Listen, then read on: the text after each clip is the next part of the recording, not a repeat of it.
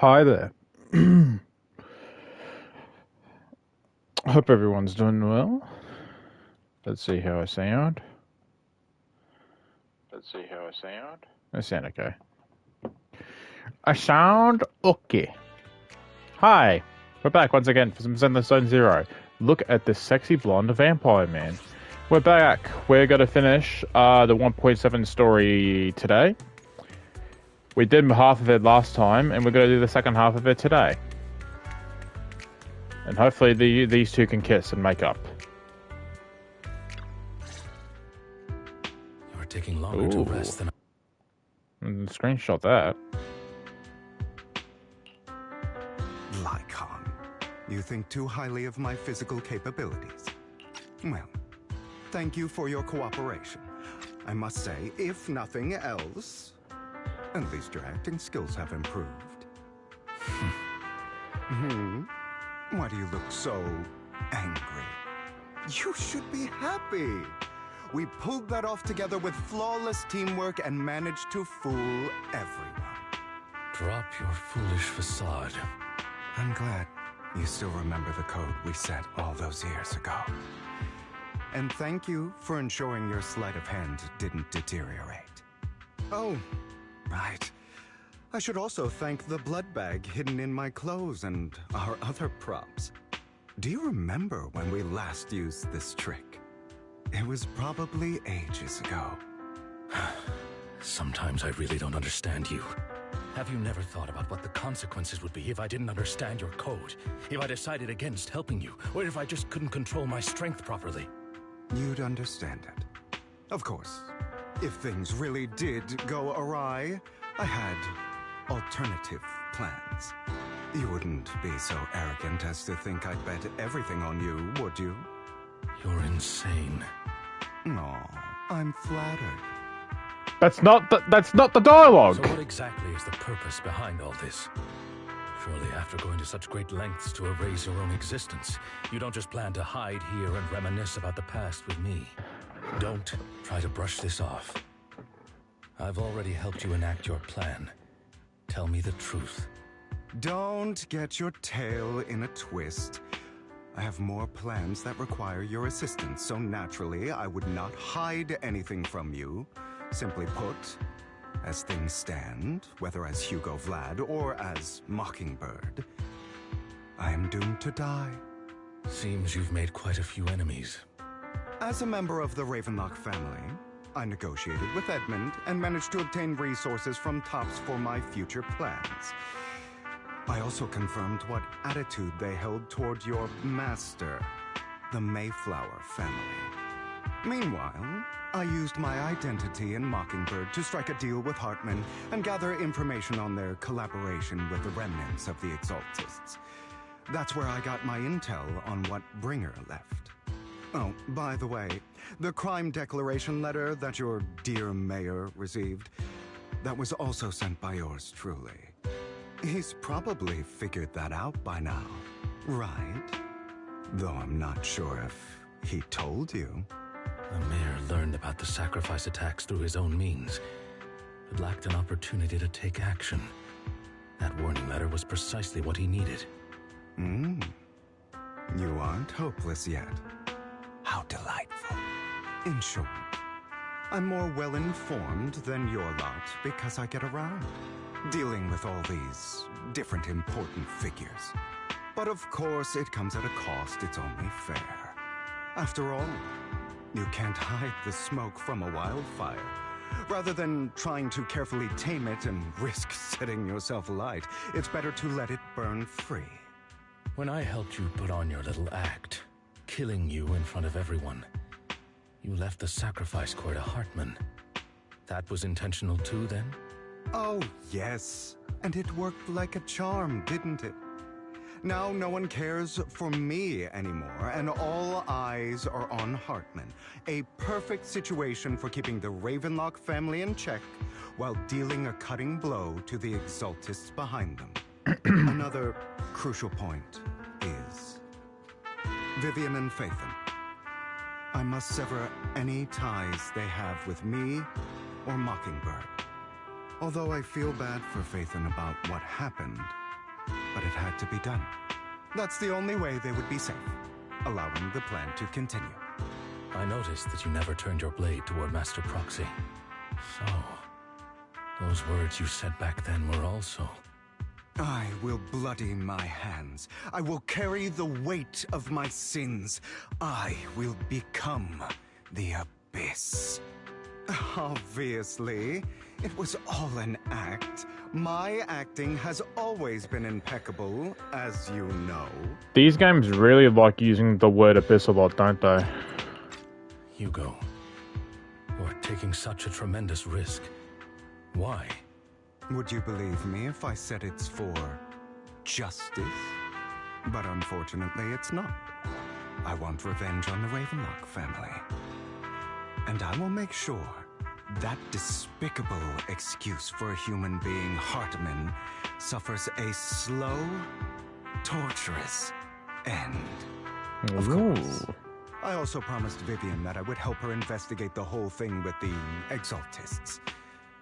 That's all. You don't look too good. Is it your wounds? No. This is the first problem I plan to resolve. Lycon, do you have a place that is sufficiently discreet, quiet, and can take a lot of damage? Lycon leads Hugo to a small warehouse in Port Elpis. Hugo looks quite pleased with the place. After scanning the area for a moment, he sits down on a chair, pulls out some rope, and ties himself up. Kinky. We're going places. What exactly are you doing? We really are going places, are we? I'm gonna screenshot this for, research. Why is Lycon sweating? Or is that because of the, I don't know, water coming through the roof or something? But I'm gonna say he's sweating because he's like what he's saying. This is my headcanon. Don't look at me like that. If I didn't have to do this, I wouldn't. Hartman recently obtained a bizarre substance, most likely from those crazy Exaltists. After use, it allows control of the victim's mind. To some extent. You were dosed with it. To be more precise, Lycon, I deliberately allowed Hartman to put this drug in my cup to facilitate our previous collaboration. Hugo tells Lycon of what happened back in the private suite when he was negotiating with Hartman. The only reason Hartman agreed to work with him was because of this, because he had drugged that red liquid. After that, every time Hugo and Hartman met up, the latter would always add a small dose of that drug into Hugo's cup and then ask questions, attempting to glean information. After finding out about it, I quickly found someone to help analyze its composition. The good news is he gave me a very low dosage, perhaps because he was afraid I might notice. There's a different medication that can delay its onset, preventing me from actually being under his control. I simply need to put on a show in front of my dear uncle. Dear uncle. The bad news is that currently there is no antidote. When I delay those effects, however, they will accumulate and erupt when my body reaches its limit. It may even break my mind. And that's exactly what's happening now. I need to endure those accumulated consequences. So, I will lock myself in this room for however long that takes. I've tied my limbs to prevent me from smashing this place or accidentally hurting myself. Anyway, after you leave, do not open this door, no matter what you hear. I recommend seeking professional medical assistance. This is advice I received from a doctor. Or are you saying you don't believe I can make it? I just took that as Lycon saying, you need to get some help, you fucking insane loser. So, Lycon, come find me here at the scheduled time. All you need to do is smile and await my victory. What if I want to stop you? You know you won't succeed. You never have. And you never will. Well, time is short. Let's begin. I understand. Don't die, you stupid bastard. After who knows how long, after enduring seemingly endless pain, Hugo finally awakens. The ropes that bound him had come undone, though he didn't know when that happened. Hugo checked himself over. Thankfully, he hadn't injured himself. Okay. After some time, Hugo straightens out his attire and tidies himself up, then opens the warehouse door. Is this because the side effects haven't worn off yet? Okay. Lycon's late. I'm surprised. Or is something wrong with time itself? Looks like someone's over there. Might as well go ask.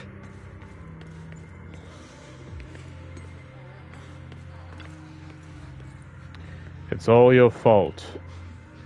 Why were you born with those eyes? If it weren't for you, I wouldn't be in this mess. I had made it. I had endured for so long, all those years of planning. I was so close. He already agreed. You! Go and beg him to reconsider for me, okay? Tell him you'll do anything. Tell him to take me back. No, he won't want you to see you now. You can't go and see him. Mother. It's all your fault.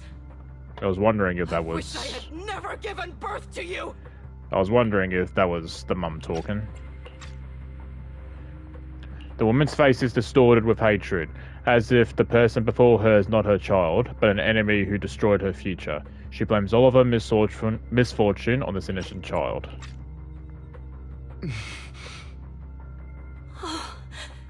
Everything will get better if you just die, right? If you die, he'll come back. We'll have another, more perfect child. One who will inherit the Ravenlock family bloodline. Then I'll be able to escape this pain. So, Hugo, for the sake of Mommy's happiness, just die, okay? She raises her hand to reveal a pair of scissors. With the tip gleaming with chilling light, she thrusts the sharp point towards Hugo's paler eye. Then she vanishes, as if she had never existed at all. So, I wasn't awake yet after all. That's because you don't want to wake up again. Okay. Who are you? I am you. Hidden deep within your heart. Your most true self. You want to kill her, don't you? Your so-called mother. Every time she beat you without reason, when she tried to gouge out your eyes, when she sold you into that hell, laughing all the while. You wanted to be the one to end her life. Why not admit your hatred? As you are, you can hunt her down and make her pay for the living hell of a childhood she made you suffer. Yes, I hate her. I hate her because she was foolish and shallow, greedy and stupid. I hate her because she doesn't deserve to be a mother.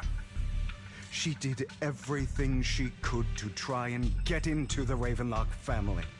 believing she could live a life of luxury without having to do anything and never realizing she was a pawn, discarded from the very beginning. So she chose to blame me. Blame me for my heterochromia. Blame me for my very existence. But I won't kill her, because I know it won't change anything. She was incapable of loving me, just as she is incapable of loving herself. Have you been brainwashed by that dog? Keeping up the act of being some magnanimous and forgiving fool? Don't compare us. I've simply come to understand love or hate. I make my own choices, and they have nothing to do with anyone else. She sold you to the Ravenlock family for a huge sum of money. She used that money to start a new life without you. While she was indulging herself, you were going through hell in the Ravenlock Manor. Does it not torment you? Do you not feel the hatred? Do you not want to demand answers? Kill her. Only by killing her can you be truly free. For a long time, I thought the same way. But now, well, I want to make a different choice. Stop lying to yourself. You never had a choice. This weak-minded thinking will only lead you to failure. Like before, you'll be nothing but a worm, trampled into the dirt by those so-called elites. Do you still not get it? This is how the world is, and always has been. Hesitating will be the victim. If you don't grab your knife first, you'll end up being on the other end of the blade. If you want to change anything, you must first become the one who makes the rules. The rules. Just like that woman.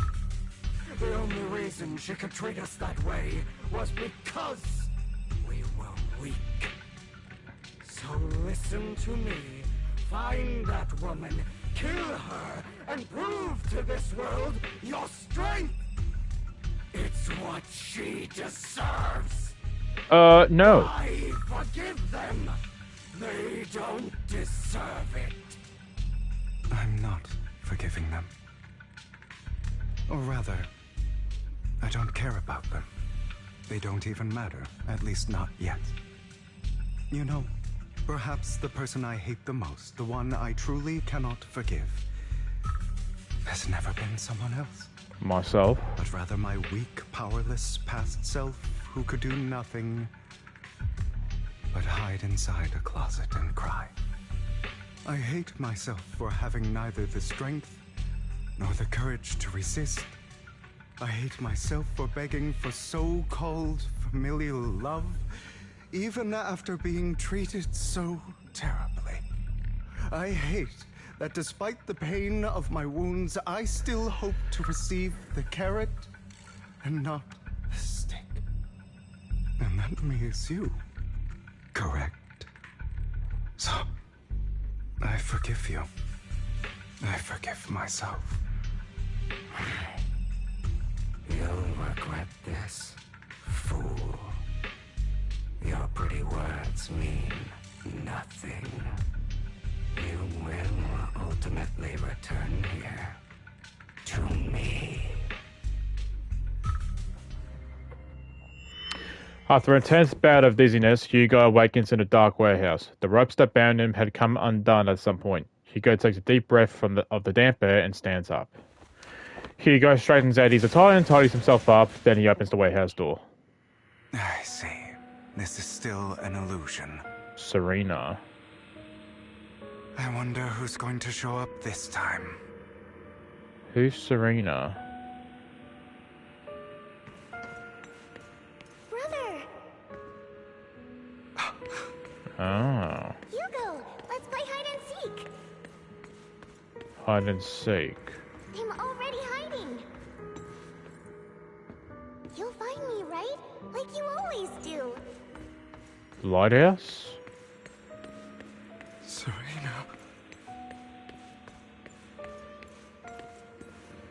Or upstairs, maybe? Oh.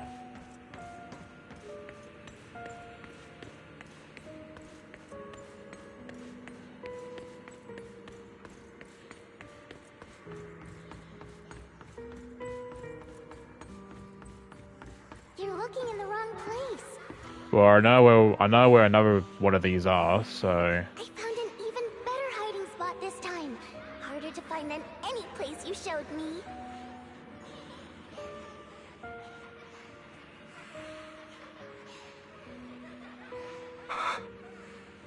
Hey, Hugo. Do you ever wonder why I had to die? It was because of me. There's one here. That's right. It was because of you. It's all your fault. So one around here. If only you didn't exist, I wouldn't have had to suffer.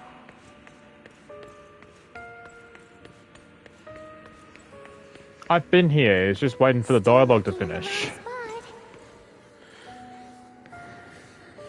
I can't believe you still haven't found me after all this time.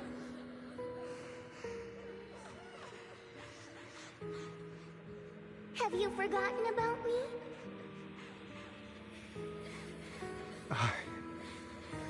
I haven't forgotten.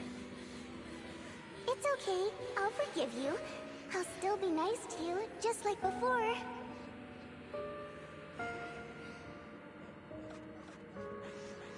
I was the only one who was ever nice to you, wasn't I? Yes. Then tell me, why do good people always suffer? Why is kindness always punished instead? Tell me, Hugo, why?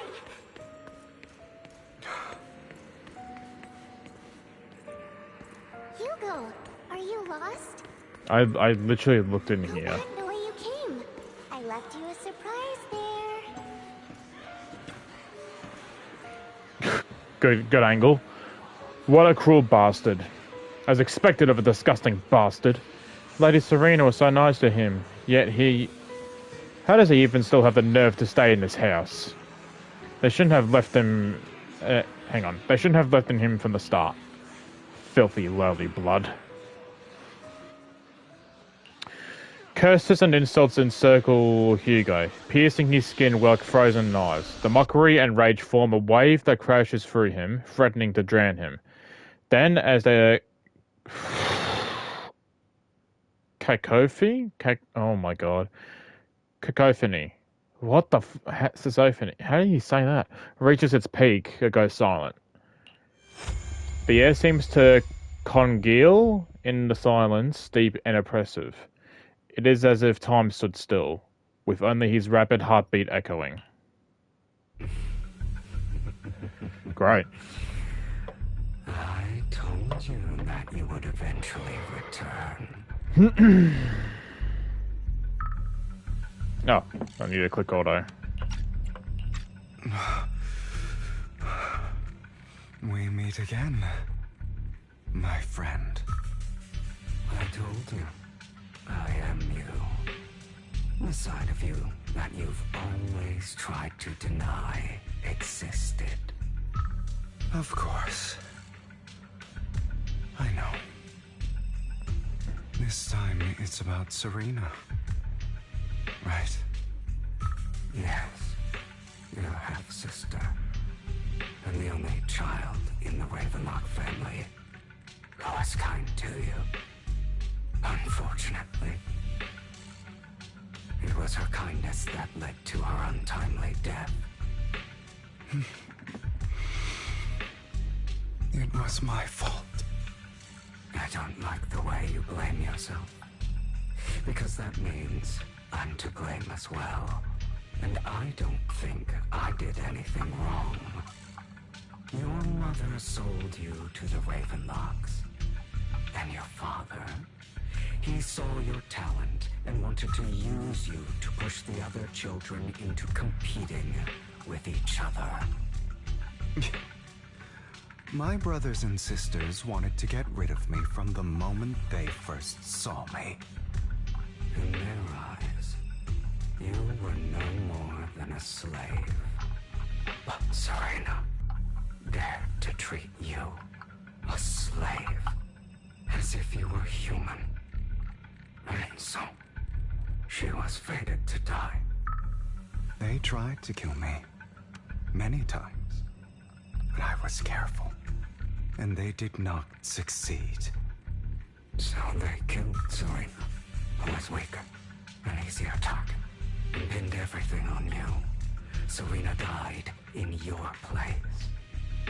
Those cruel brats thought that by reporting this to Father, they could use it to get rid of you, a rival who threatened their positions. Yet, not only did Father not blame you for the incident, he praised you for it. In this world, only the ruthless, cruel, and merciless can stand at the top. And that's exactly what you managed to live up to, no? You found a perfect opportunity thereafter to catch the ringleader of the group who framed you and almost beat him to death.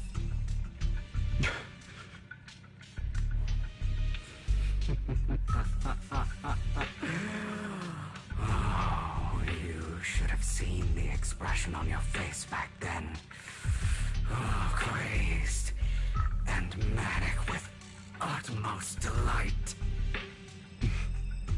I don't remember that.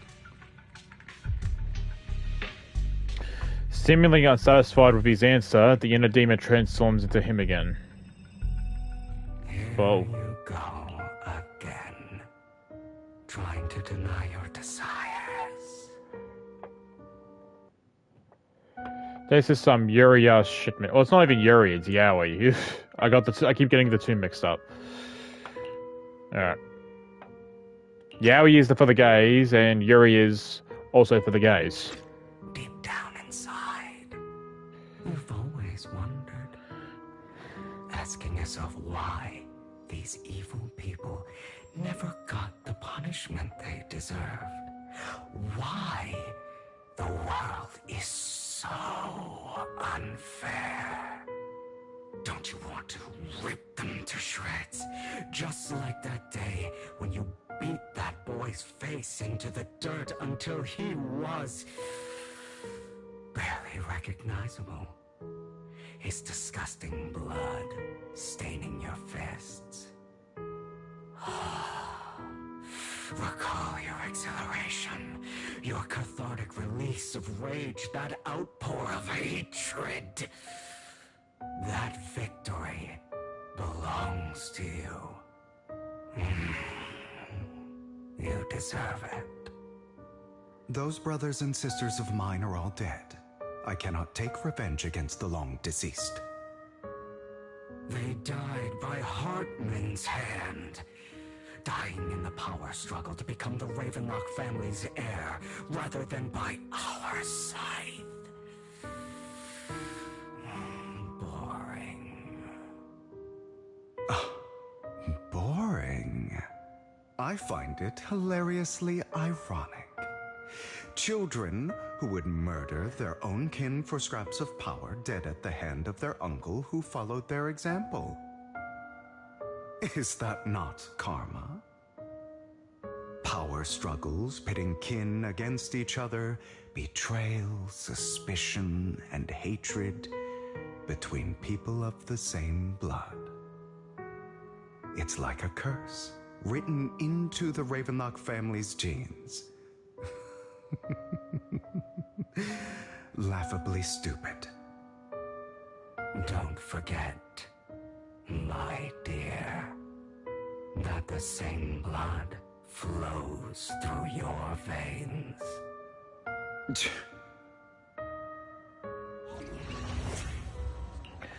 As if to prove his words, the inner demon transforms into Harpin. That's right, my dear nephew. No matter how much you deny it, the blood of the Ravenlock family flows through your veins. Survival of the fittest. Only the strongest deserve to live. Only the strongest deserve to rule. This is the path of success that has led the Ravenlock family to victory countless times. A blessing and a curse etched into your flesh and blood. As long as you live, you'll never escape the mark of family. You are destined to one day become someone like me, like your father.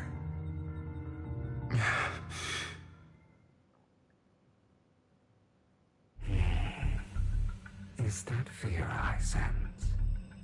I can see you trembling. Why does the Ravenlock bloodline terrify you so? I won't become like my father. Never. You won't become a failure like him. So relax. Our power eclipses him, and so does our ambition. So, do not deny your own desires. Do not resist your own ambition. This is the talent you were born with. The best gift fate has ever given you. Admit it. Deep within your heart lies a spark, yearning to ignite a raging inferno that will burn everything down. And I am that spark. After a tense bout of dizziness, Hugo awakens in a dark warehouse. The ropes that bound him have become undone at some point. Hugo takes a deep breath of the damp air and stands up. Hugo straightens out his tie and tidies himself up. Then he opens the warehouse door. Lycon. Oh boy. Never thought I'd be this genuinely thankful to see you. It's not Lycon, my dude. Seeing you means this never-ending nightmare is finally over, right? That's not Lycon. Why did you break our oath? Why did you use me? My eye and these legs, they were all your fault. You know, you are exactly like your father. I don't want to hear something like that from you. You have no idea what that man, my father, is really like. A person who stops at nothing for their own interests and ambitions. Just like what you're doing right now. And what do you think I'm doing this for? All of this was part of your plan. You knew where the Ravenlock family was going to be, so you set Mockingbird's target there. To seek revenge, you plotted to assassinate your own father, but he was too vigilant, and you failed.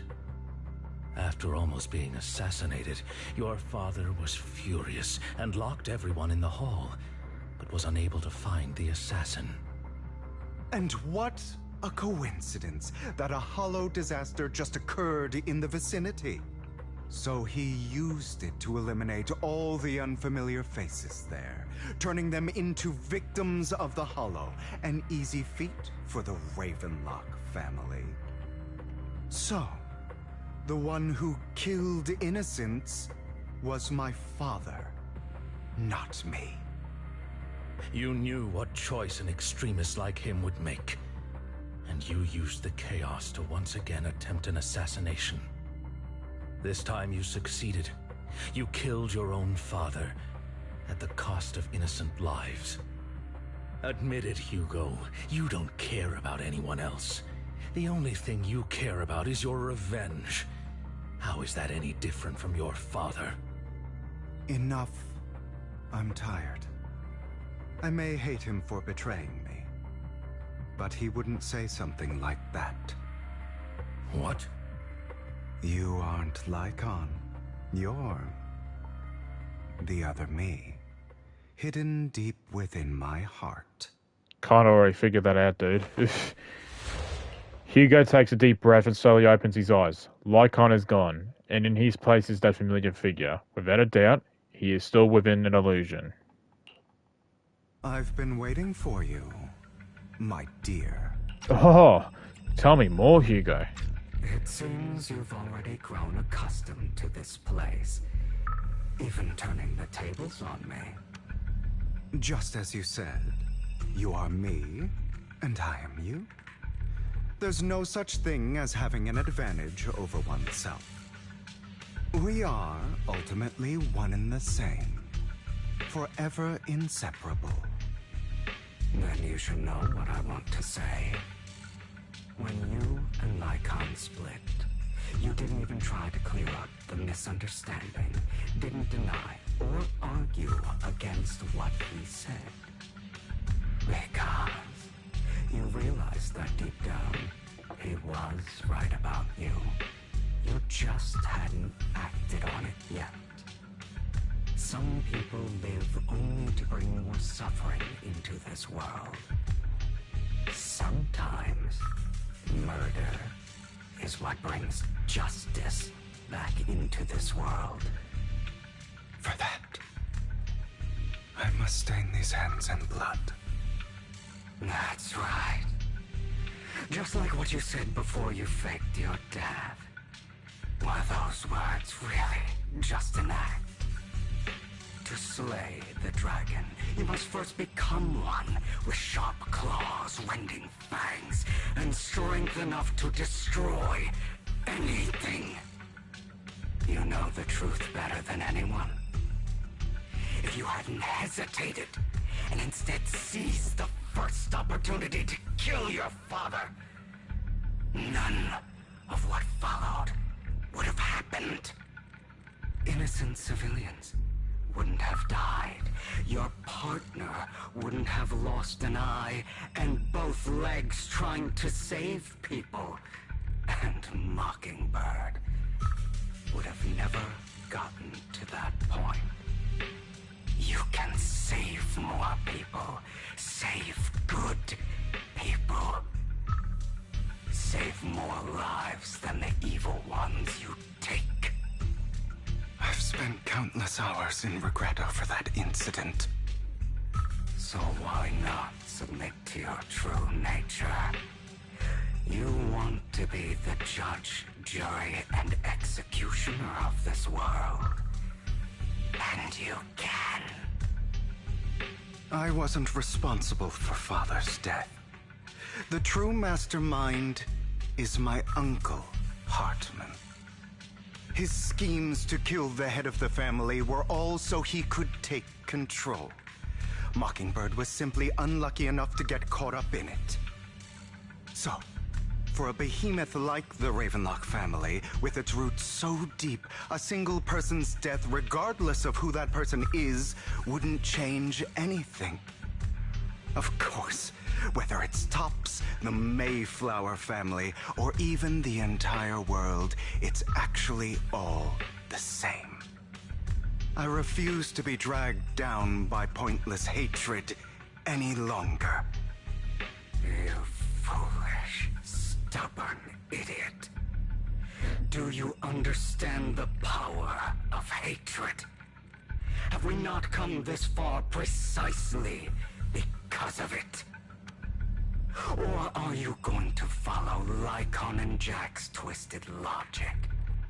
Come on. You don't actually trust anyone?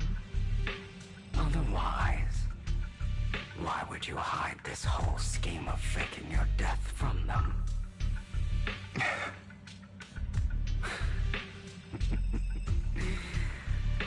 You've built an impenetrable wall around your heart, keeping everyone out. Of course you are right to do so. No one in this world can be trusted. Always. All you'll receive is hatred from your own blood and no love. Suspicion from your companions, and betrayal that comes all too easily. But the most ridiculous thing is that you want them to trust you. You stay silent and long for them to notice your suffering. You yearn for your companion's understanding and trust. Idiot. That's why you are incapable of exploiting them for your own ends. You care about their safety even more than your own. But remember, only the weak need companions. And we are children born from hatred. We are different from them. I will never be like them. And I don't need to be. Come. Let me show you what powers we can wield. But you are me. And I'll never lose to myself.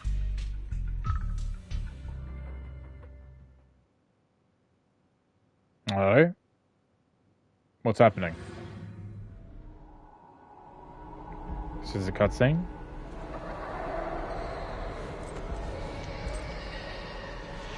No, it's just... Oh shit, okay.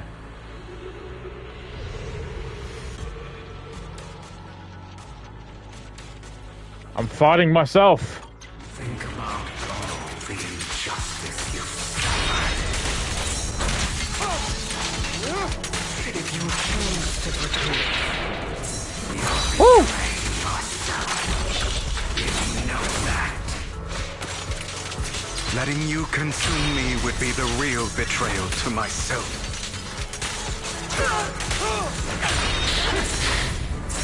Woo! Jesus.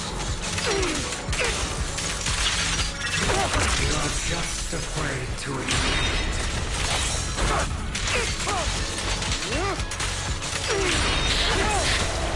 God. Damn it.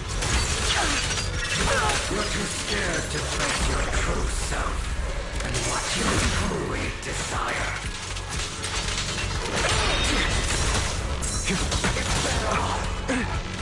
Beg for mercy.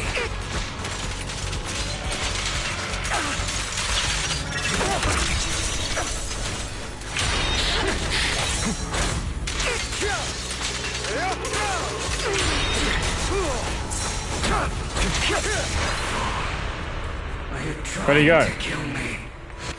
You think you can just get rid of me? Without me, you are nothing. For what it's worth, thank you. Don't be afraid. You and I are inseparable. You're part of me, just as I am part of you. Come on, man. Fancy words won't change anything. No. It's not just platitudes. I finally understand now. Some pain only fades when it's seen. When it's accepted. So I won't fight you anymore. I won't hate myself anymore. Weakness, hatred, malice, strength, forgiveness, justice. Well, okay. Something's happening.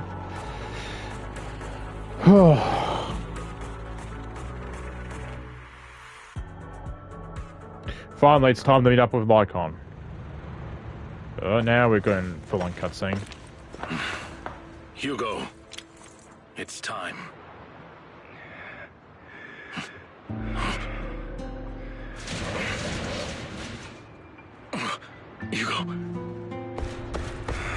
Hugo, you...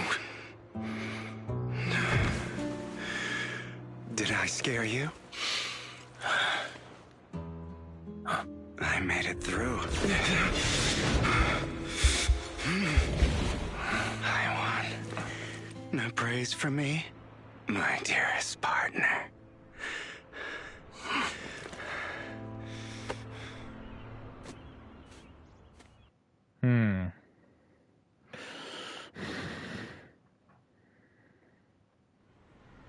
This is just like what I saw in my dream. I guess there are still some lingering side effects.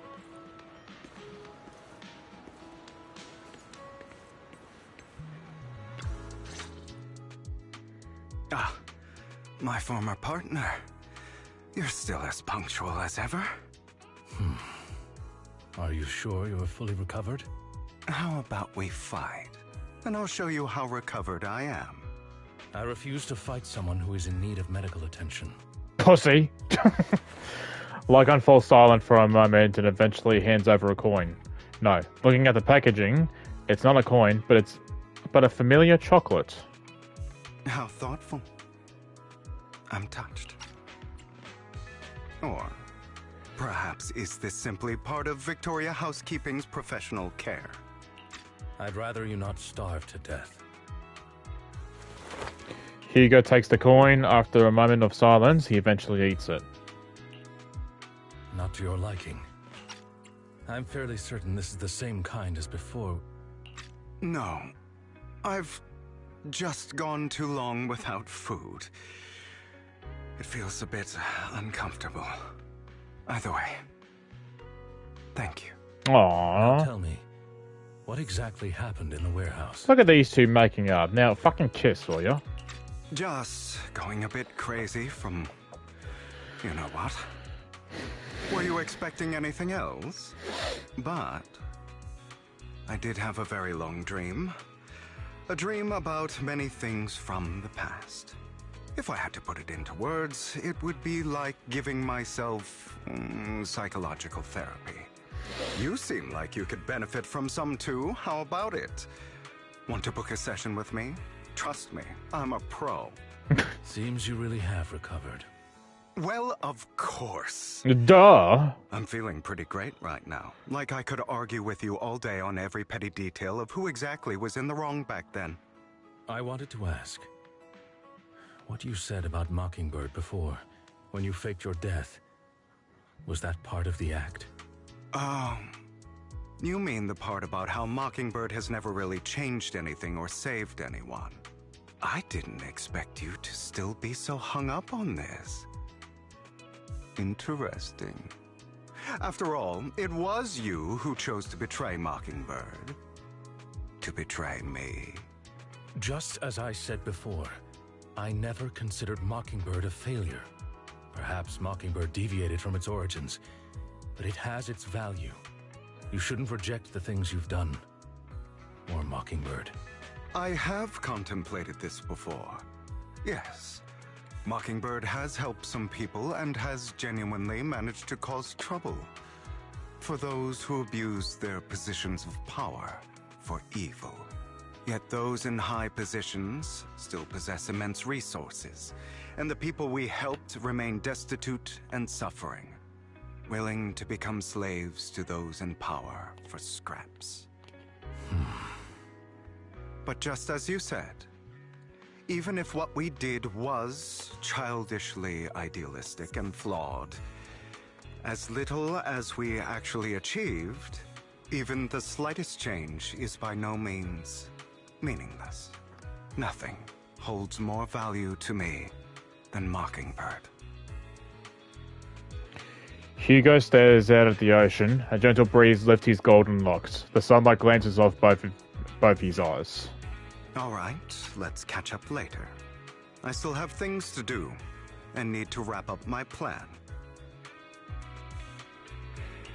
I thought you would rest up first. As much as I would prefer that.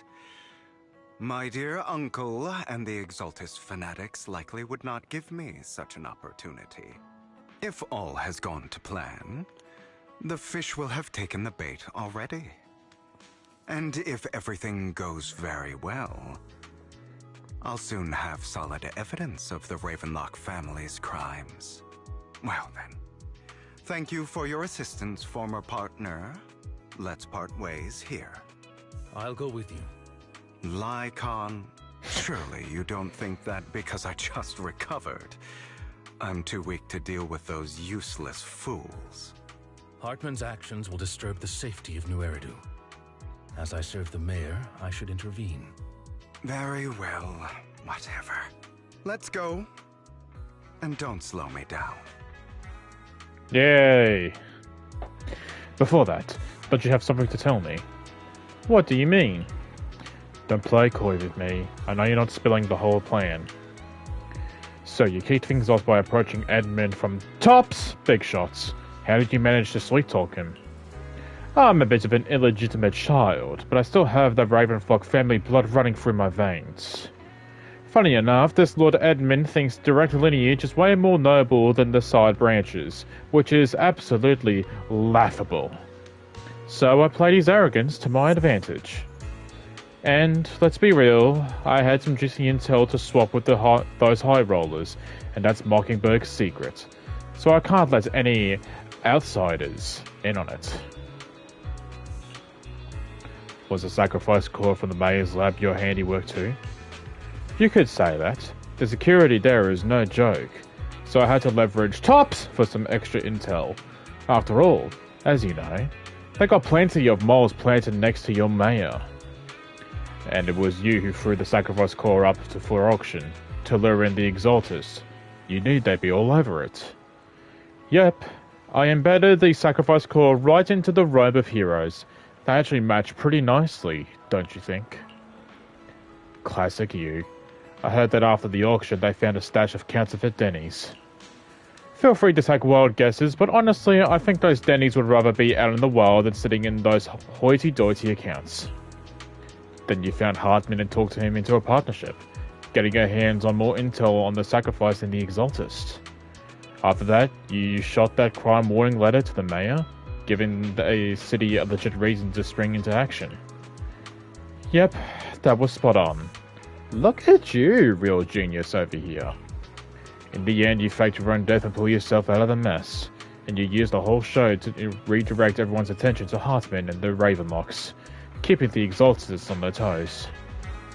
Hold on a sec. If that's all there is, why did you let Hartman slip you the drug? I mean, you have a way to dodge that kind of thing. Lycon, I've got something I've been keeping under wraps. Actually, I've teamed up with your beloved mayor. What?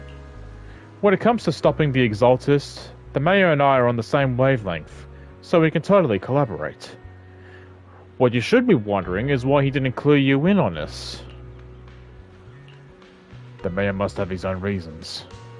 If you can convince yourself of that, more power to you.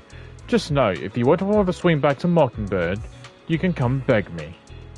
I'll make sure to turn you down gracefully. Alright, enough chit-chat. We got bigger things to deal with. They're raw dogging in on the way here.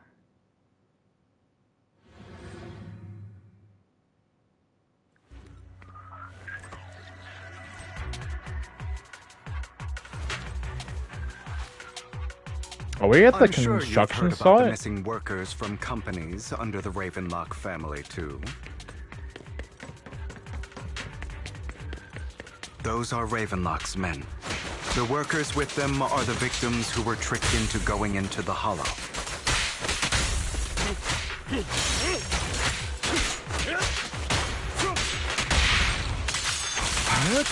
Come on, let's get them out of here.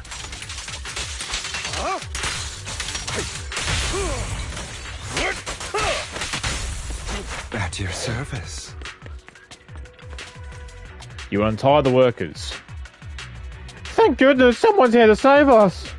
Thank you. You're welcome. So, could you tell us what those Ravenlocks did to you before they ran off? They're a bunch of liars. They tricked us into this hollow. They said they had a job with high pay for us, but they kept avoiding the topic after we got here. Something didn't seem right, so I wanted to leave. But then they showed us their true colours. They tied all of us up and told us that they were going to ship us off somewhere. They didn't make you take any weird medicine, did they? Medicine? No, but it wasn't just us they tricked. Another group went their way. I see. Here, take this carrot. There's an exit nearby. You should get out of here as soon as possible. I can't thank you enough. Let's go, Hugo. We must save the rest of them. You sure are eager. I've got to make sure this chest's around too. A bunch of nobodies. Swing as hell. Kill them! You're welcome to try.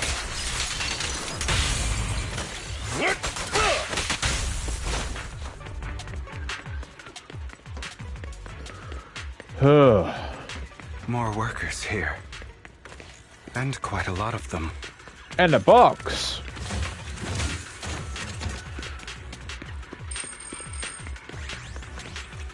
You untie the workers. Oh, who are you? Your saviors. Thank you. Thank you. I had a bad feeling about that group from the start. I shouldn't have ignored my gut instinct. Did those Ravenlocks do anything to you? Do anything?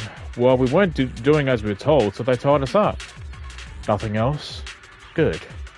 Oh, right. There was another batch of workers ahead of us. They should be by the roof. Don't worry, I'll handle it. You just get out of here as soon as you can. Let's continue. Is Hartman behind this, too? Of course. He threw them into the hollow like offerings for the Exaltists. Oh boy. There's more over there. Let's hurry. It's different this time. Don't rush in. Let's listen in on what they're saying first. I still need more direct evidence to ensure the plan is absolutely foolproof. The compensation you promised. It's all real, right? All we have to do is follow you into the hollow for some simple tasks, and you'll give us a huge sum of dennies. It sounds real suspicious. Shut your trap. You keep yapping and asking questions. If this is all so suspicious, why were you so eager to sign up for it? Because I don't have a choice. My daughter was previously caught in the hollow disaster and suffered severe corruption. The treatment costs have completely drained our family's savings. So that's why... It's the same for me. A serious illness at a senior age. I need the money. Who would risk taking a job like this unless they were desperate? I'll do it. No matter how suspicious. As long as I can get paid, I'll do anything. Even risk my life. Oh, really? Wait, you people from the Ravenlock family, you're part of a big company in Tops. You wouldn't go back on your word, right? Don't worry, you'll get every denny you were promised. But before we start, you all need to take this medicine first. Uh-oh.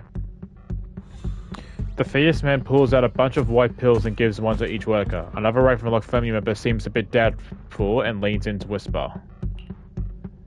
Bro, should we really be doing this already? These workers keep talking. We're wasting time like this. And the sooner they take it, the sooner it'll be over. Consider it an early release for them. What? You didn't say anything about having to take pills before. Look, this is good stuff, all right? It'll increase your ether aptitude. There's tons of people who'd kill for something like this. Exactly! You'll be working in the Hollow for several hours. This is essential medication. You have to take it before we continue. If you refuse, then you can forget about the job. We'll just kill you. You won't receive the compensation either. Oh, God. Icon, what are you doing? Rescuing those workers, of course. There's clearly something off about those pills. We can't let them take them. Now is not the right time. As I said, we need more evidence to ensure the plan works. And as I said many years ago, you can't exploit innocence to achieve your goal. So that's how you see it. If that's not what you want me to think, then explain everything to me.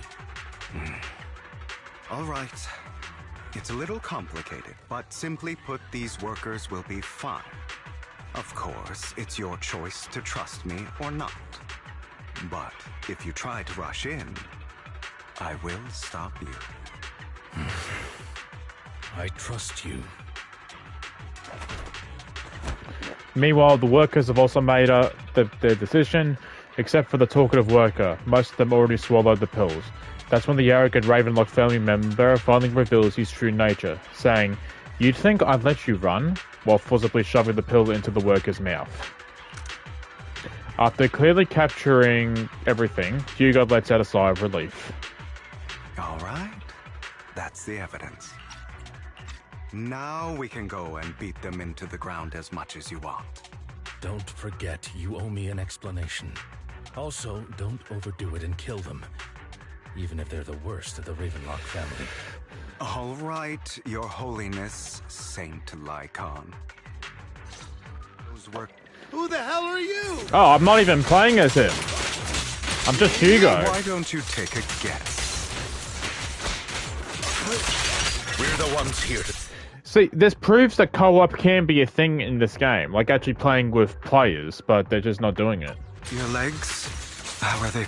To be honest, I think I prefer the way you used to fight. Take this. You had a lot more aggression. I've merely learned to control my strength. Prepare to kneel before me. When I need to be aggressive, I will be. The two defeat the Ravenlock members. I can't talk. Damn it! Who the hell are you? How dare you mess with the Ravenlock family? Ravenlock. Savor the name while you can, for it will soon cease to exist. What's that supposed to mean? It means exactly what I said. I think this might be good for you. Sever your ties while you can. You still have a chance to walk your own path. The family's honor comes above all else. Is that really what you think? I saw the compassion on your face just now. You're not from the main family, right? That's why you were assigned to these trivial tasks. But in reality, there's no need for you to keep playing this boring game for them. I don't have a choice. From the moment I was born into the Ravenlock family, You always have a choice, if you're willing to act. All right, let's end the small talk here. Hugo delivers a swift chop to the back of the necks of the Ravenlock. It's Ravenlock family members. Don't worry, Lycon. I didn't hit them too hard, just enough to keep them quiet. How's that? My acting's pretty good, right? As always, a certain someone should take some lessons from you. Well, that makes a lot of I'll sense. leave the rest to you then. Okie dokie. The workers carry the Ravenlock family members away. Now only Lycon and Hugo remain. Okay, now can you tell me exactly what's going on here? As you can see, that worker just now was actually an informant of mine. The pills were swapped out with vitamin tablets. Outside of this batch, some workers have already taken the actual substance Hartman has. But rest assured, the antidote for it is already in development. I found the best in the field to help. And with the data I collected before, we should have results soon. I wanted to ask. The reason you decided to lock yourself in a room and endure the effects of the drug, besides getting evidence, it was also to collect data on this drug in order to create an antidote, correct? It seems you're not completely beyond hope. I thought you were just being stubborn. Sometimes I wonder if you know me at all. Then, I have one last question. Why did you never tell me any of this back then? The truth is, I heard everything. That entire conversation between you and Jack. Before he passed away in that small attic. When Jack called you aside and gave you those warnings. I really like these artworks. I just screenshot them every time. When he told me you might go down the wrong path? That's right. You never said anything. What would I even do? Scream and rage over your suspicions, or get on my knees and beg for you to trust me? You know there's no way I'd allow myself to do such a thing. Besides, back then, even I was confused about myself. Jack, It's all in the past. You don't need to explain anything to me. Enough. We should get going.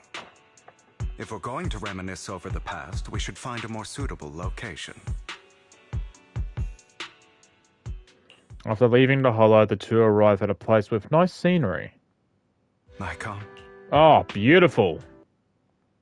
Back then, I didn't do it. It was a scheme Hartman devised to take over the family. It was Hartman who killed my father, too. I only discovered the truth long after the fact. I did indeed attack my father, and I thought he was dead. But he wasn't. I couldn't kill him. And even before that, if I hadn't hesitated, none of what followed would have happened. Even now, I still think they deserve death. But I no longer care to personally deliver that fate. They're beneath me. And I have more important things to do. You? I know we may never agree on that point, Lycon. I once wanted to fight against those ugly truths that defined me, but I discovered that the more I rejected them, the more painful it became. So, I could only accept that crazed, hateful, and malicious side of myself. As long as I know I will never become like my father, like Hartman, that is enough for me. You've changed. But I think that might be a good thing. Don't patronize me. You've changed a lot too, compared to before. I still disagree with Jack's words. And I won't forgive your betrayal. I will walk the path I believe is right. Even if I must tread over thorns and through the mud. But I will also allow you to walk your own path. Lycon. Should I say thank you? You're welcome. Come to Smart think of ass. it, we haven't talked about your legs and eye. It was just an accident, not your fault. I'm doing well now. I hope you are too. On the contrary, perhaps I should be the one apologizing. I misjudged you. I used to think you wanted power, that everything you did was for your own ambitions. I thought you wanted the power to pass judgment on all in this world like a god. I am a god. I am my own god. Or you could say that in this world, everyone is their own god. There are many things that we are powerless to change. But there are also many choices we can make. Just as I said before, I am the only one who can kill me or save me. I'm glad you think that way. Let's go. I still have one last thing to do. To witness the end of Ravenlock.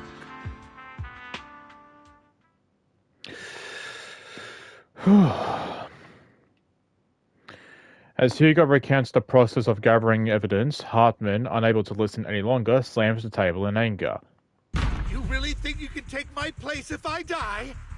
Never, you filthy bastard! Your little tricks mean nothing. As long as the Ravenlock family stands, I can still get back on my feet. You still don't get it, do you? This was never about avenging my father. And I don't care about taking your place. I didn't come this far just to kill you. That'd be pathetic. Right on cue. Why don't you take a look at this, Uncle? On behalf of TOPS, I'd like to clarify that we had no involvement in the Ravenlock family's actions. TOPS is officially terminating all partnerships with the Ravenlock. Who is that? Effective immediately. We will have no further affiliation with them. I don't know who he is, and he probably will just end up being an NPC eventually, but just looking at this design alone, and there's something going on with his eye, looks kind of cool. It's like, what's going on? What's going on here? Are you crazy? What the hell do you get out of ruining the Ravenlocks? You want to be a petty thief forever? Thief? Oh, Uncle. Allow me to reintroduce myself. I'm the name people whisper about. The one who robs the rich and gives to the poor. I'm the master con artist who can fool anyone, anytime. I'm the leader of Mockingbird. The one who turns every headline into my own stage. I have friends who'd catch me if I fall, partners who'd shed tears for me, and allies who always have my back. I am Hugo Vlad. You're the one who needs the Ravenlock name. I never did. You ungrateful bastard! You should have never been born. You flatter me. Same goes for you, Uncle. Oof. You leave the Ravenlock Manor on Hugo's speedboat. After reaching Port Elpis, you all wait for Lycon to arrive. You've done well, Vivian. You had better give me an explanation. And here I thought this would be a touching reunion. What's with all the anger? Hugo, I'm a member of Mockingbird too. And I mourned your death. Listen, Vivian. I don't want you or the people you cherish to get caught up in danger because of me. Why were those I've always highlighted? been selfish, so I don't hesitate to use you all as variables in my plans. But it is because I am selfish that I also don't want my failures to affect my treasured companions. In any case, if you were in the same position, would you not make the same decisions?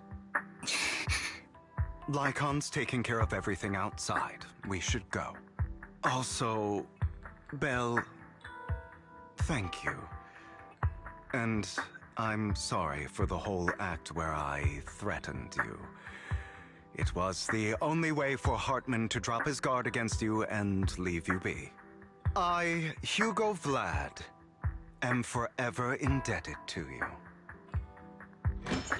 With Lycon's assistance, you successfully leave the Ravenlock family manor and return to the video store. Master Proxy, although it is late, there is some important intel that I must give you now. Master Proxy. So you knew about everything? So, Lycon, you knew about Hugo's plan to fake his death? I was simply playing along. After all, I could not determine whether Hugo's plan would pose a threat to you. You are a student of the mayor's late friend, and I am obligated to protect you. You still have that habit of finding awkward excuses when you're embarrassed. Mr. Hugo Vlad, if you have any important intelligence to share, please do so with haste. I need to return to rest before midnight.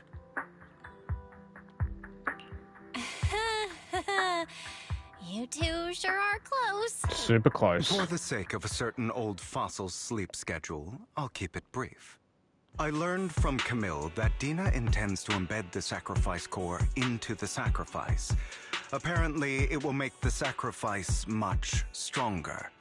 Sacrifices created this way will not retain their minds and will indiscriminately attack all living beings, including their creator.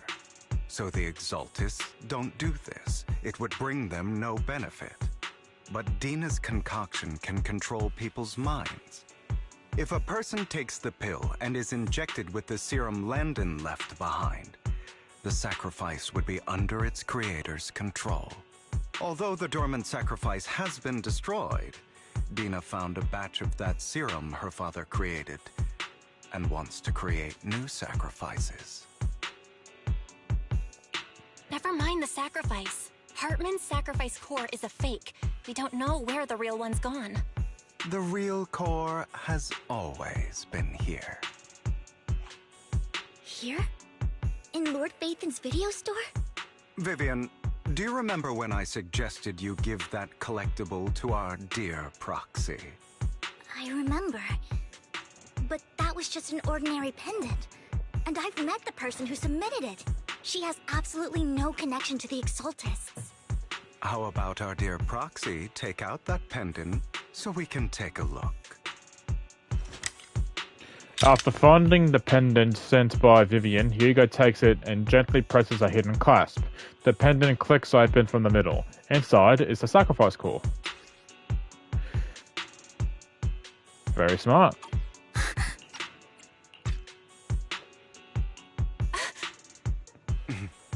I'll take your surprised expressions as a compliment for my little trick.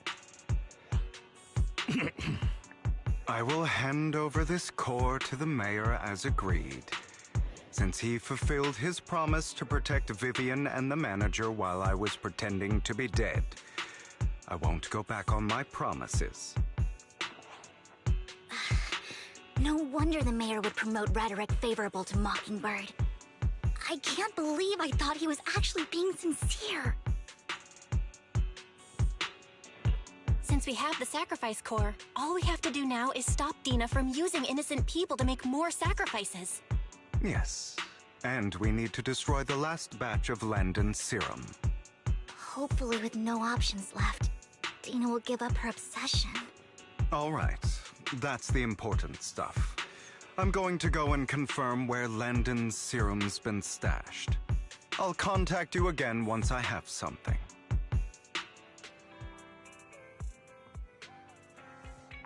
I like that Wise is just here the entire time. He's just listening in. He has no idea what's going on. He's just pretending to be smart and, like, understands everything. He's like, yes, sacrifice core, huh?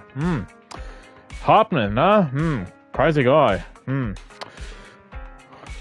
I'm gonna go to bed. What's wrong, Lycon? Weren't you in a rush to get back and rest? You act like you gotta turn into a werewolf after midnight or something. How are you feeling now? Relax, I'm not kicking the bucket just yet. But you look a bit more run down than before. Just getting over something nasty, that's all. Risking your neck like that wasn't exactly smart. Maybe you should've. Lycon, remember when I said it back when I faked my death? For a permanent and absolute victory, we must endure the pain of cutting away rotten flesh, and preserve through the darkest hour before dawn. Not wrong, sure, but it was arrogant enough.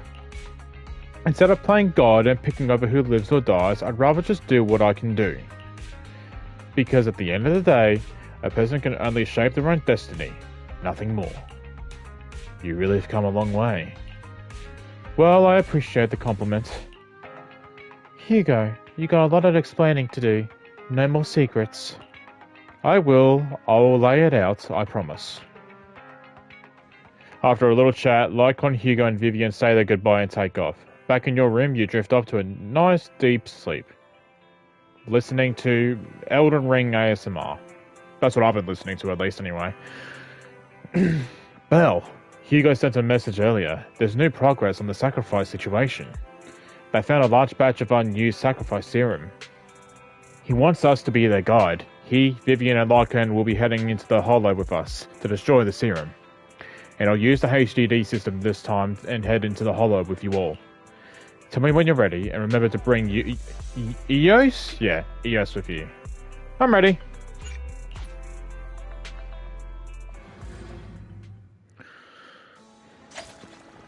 Really? Back in here? Why?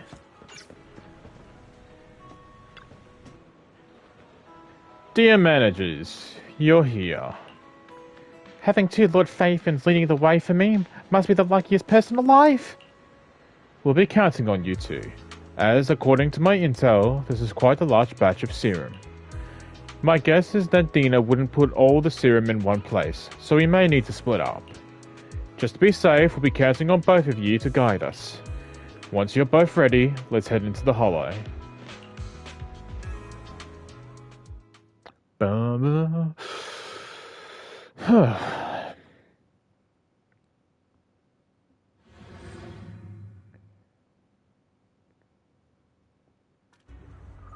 Vivian. So what? We're splitting up. Like, hang on. Should be okay, nearby. never mind. I did some digging. Some of the missing workers were brought here too.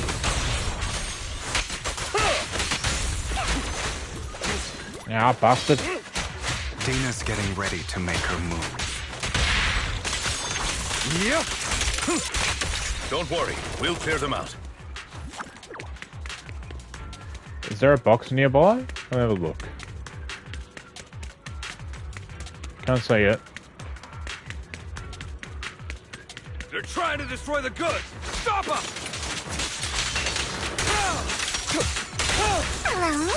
We need to take care of the guards first. Some of the serum is stored in this warehouse.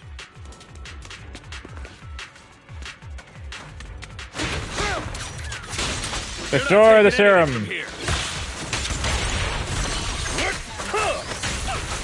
Hugo, get the guards first. That's here?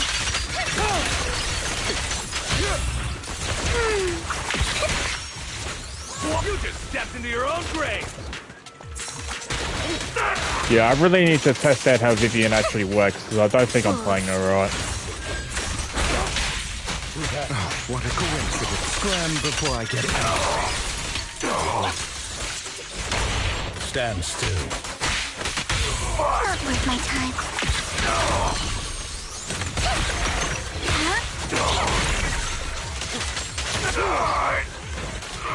Out of my way! Out of my way! For the abyss!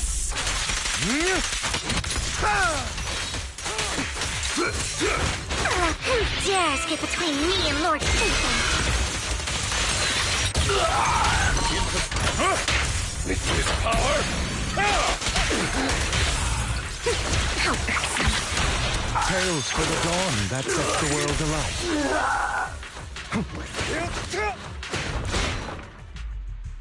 More of Landon's serum survives than expected. Fortunately, since they're still here, it means Dina hasn't executed the final step of her plan. There's likely a lot more stashed around here, and we have yet to locate the missing people. Our actions here won't go unnoticed. Perhaps they're making plans to deal with us on their side. With Landon and Dina's concoctions combined, she may be capable of creating a sacrifice that obeys her. If it comes to that, this will get far more troublesome. How about we split up? Hugo and Lycon will destroy what remains of the substance around here, and Vivian and I will go search elsewhere. Very well. Let's go with your plan. But be careful if you encounter Dina and her people. According to Camille, she's absolutely obsessed with completing her father's dying wish. Who knows what she may try. Let's part ways here for now. And perhaps the other manager could use EOS to guide us. Sure. I've been feeling better these past few days, so just follow me. You were sick? It's only now that I realize how fortunate we are to have two Lord Faithins. Although, I feel like our work's doubled. In the past, Belle and I would only ever work on the same route. Greater power means more responsibility. Oh my god! And in He said the thing! I'm sure the mayor would be able to provide double compensation. He's a very generous person, after all. Right, Lycon? Hugo is Spider-Man. Or Uncle Ben. I will request additional compensation One of the two. from the mayor. Compensation is just one aspect. It's one thing with Belle being in the Hollow in person, but now with us working on separate routes, I can't help but worry even more for her safety. Oh, but I trust in your abilities. I'm just not quite used to this. As they talk, Vivian stands behind them and suddenly sheds tears as she gazes at one of them. She turns and quickly approaches the area where Landon's serum is stored. Vivian recalls the tears she shed when looking at Faithin and the destiny she saw then. This is the future I saw. Lord Faithin. Take a photo of this too. Vivian closes her eyes as if making a decision, then grabs a vial of Landon's what? If a tragedy is inevitable... I'm sorry. This time, I will make I saw this not come to pass. I don't want to bring you misfortune. That's all I wish for.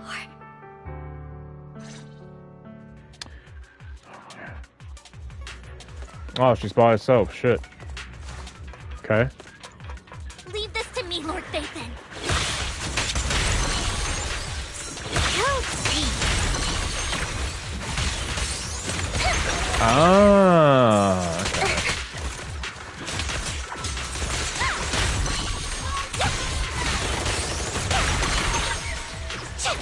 Don't touch me. Lord Faithin, there might be more serum here.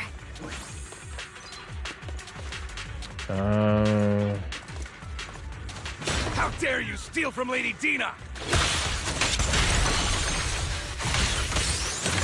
I'll try to go easy on you.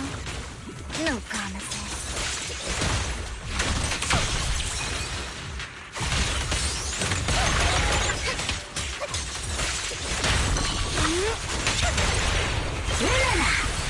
No. Containers by the fissure. There's got to be something inside. Let's try opening them. What's this doing here? Probably where the enemies are gonna spawn. Okay. We don't want any money anymore! What? We don't want the money anymore. Please just let us go. Okay. I don't think we're going to make it. Just end my pain, please. We're here to save you. Are there any other captives? They were. But they all turned into ethereals. Some ethereals. They're all dead.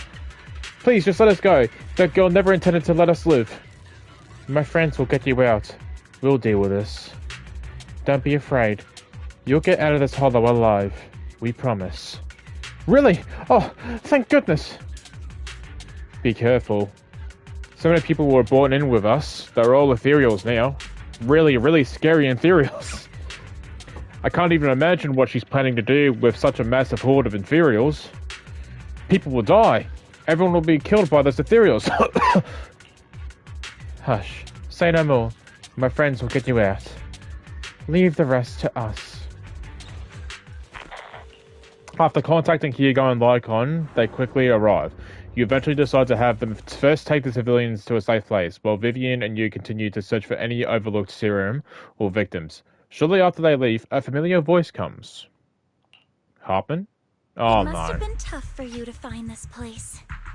Vivian, if you had stayed out of it, I wouldn't be so eager to get rid of you. Those people have been taken to safety. You're all out of options. They're just mere test subjects. So what if they get away? There will always be people consumed by greed. And therefore, they will come willingly to me. In any case, what are a few sacrifices in comparison to the completion of Father's grand ambition? Dina, you deceived those people. They didn't come willingly to you. You tricked them, just like Landon did back then.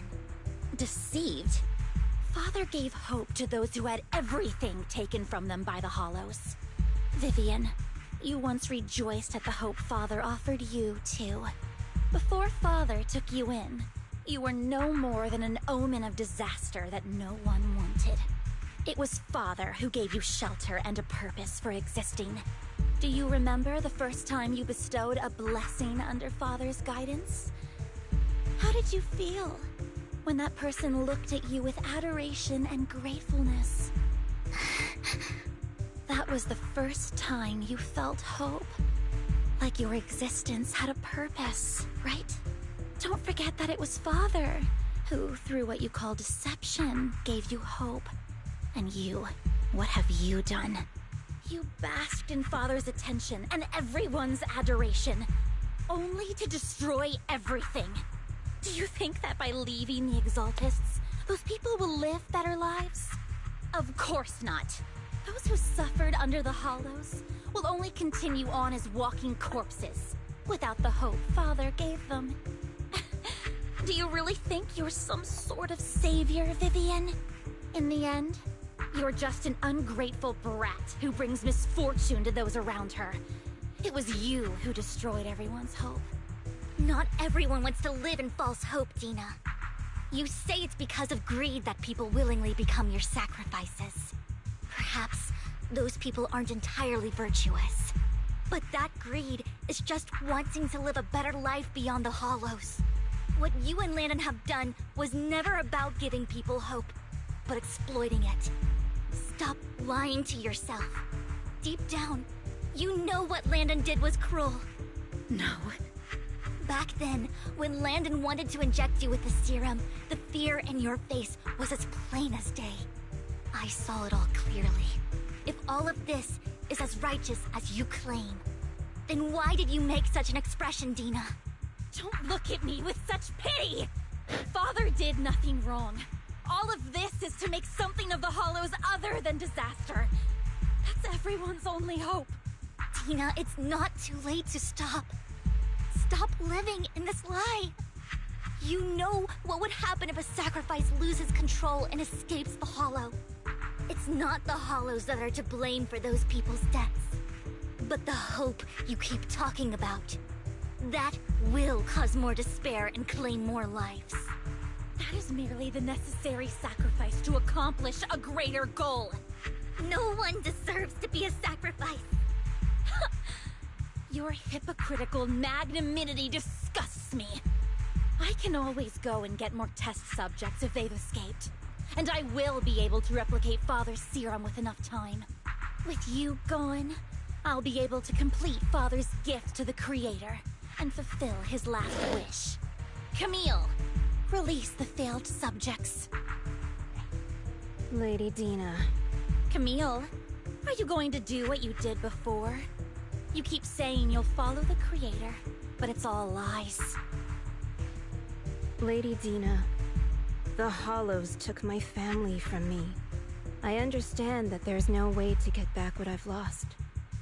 It was Lord Landon who told me that the Creator would guide me.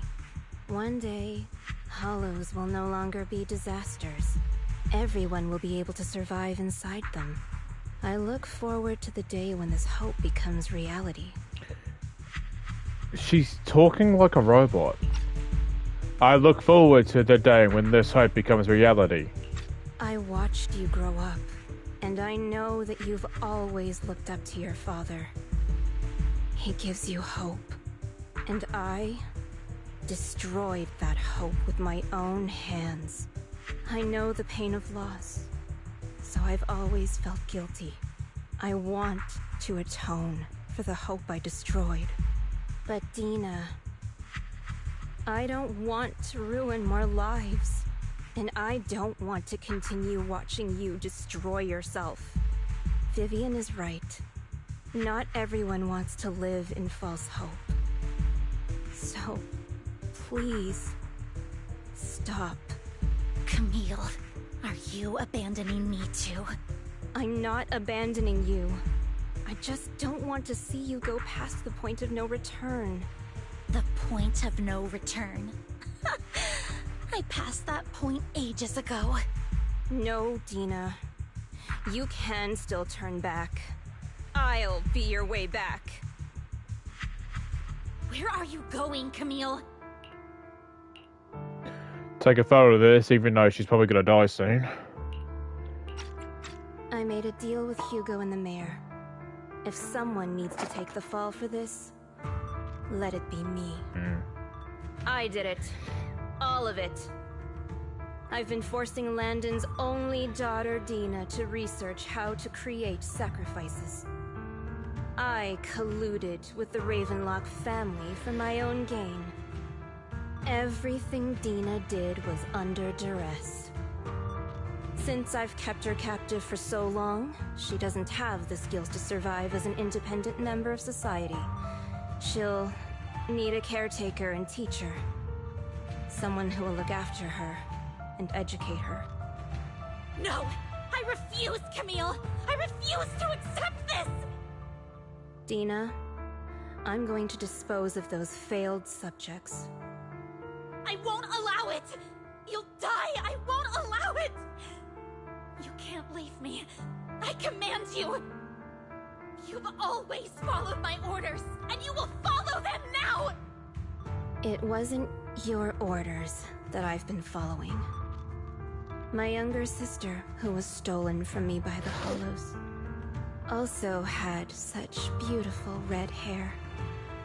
When Landon told me the Creator could bring me hope, you were standing there, right behind him. I was certain, then and there, that this was the hope the Creator had given me. Start over, Dina. You still have so long, so much time. You'll make friends, find people who love you, and make many beautiful memories. That's not what I want! Camille, you're not allowed to die! I won't allow it! I won't allow it! Goodbye, Dina. And I'm sorry, Vivian. I'll leave the rest to you. Camille resolutely walks toward the fissure as Dina stares after a disappearing figure. What the fuck am I hearing? After a moment, she also walks forward. Vivian is about to stop her, but Dina uses the controls to open a container door. The ethereal surge out, blocking the path. Take out these ethereals first. We can't let Camille's efforts go to waste.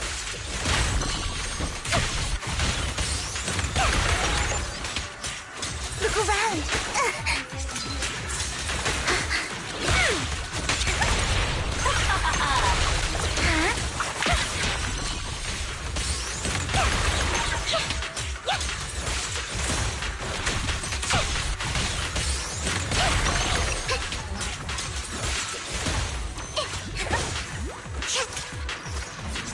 Come on, man. There you go.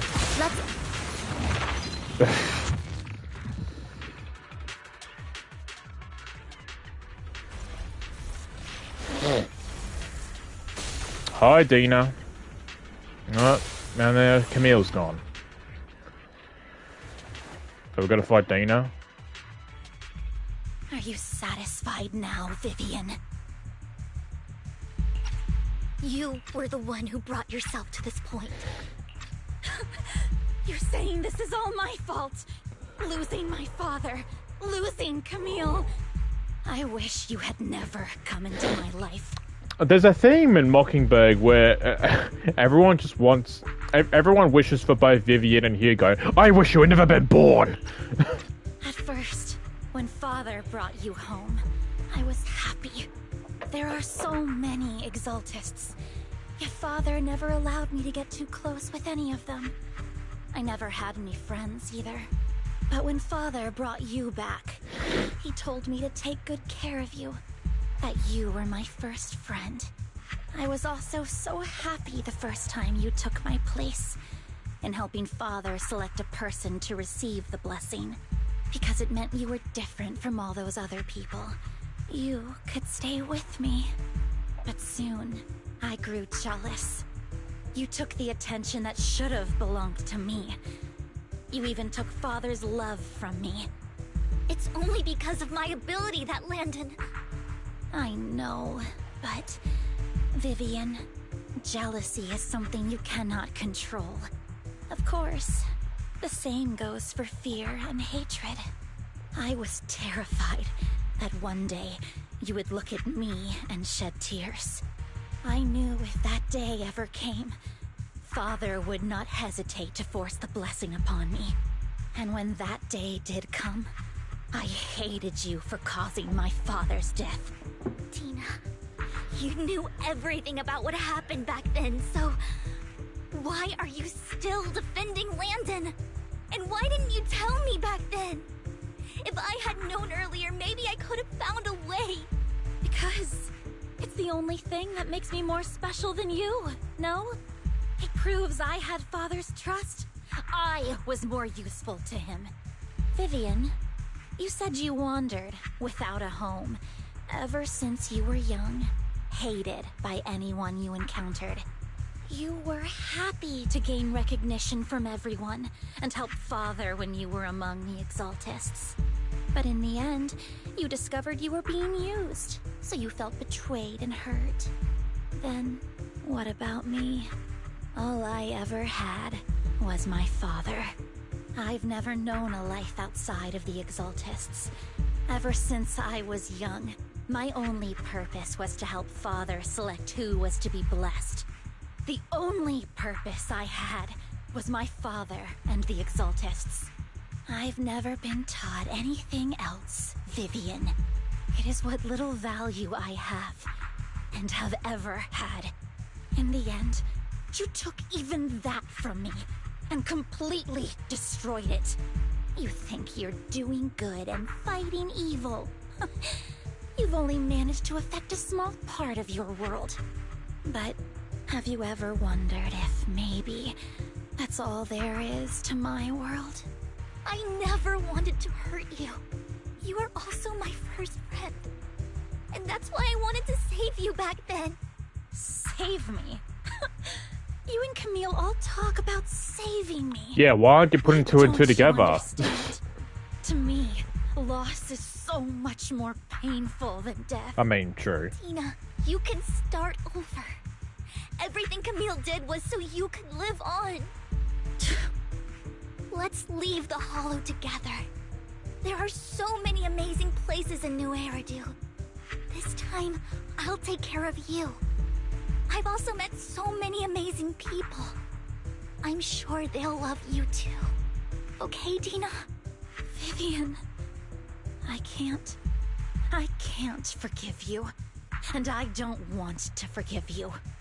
I have nothing left. If what little hatred I do still harbor were taken from me, well, I refuse to be so pitiful.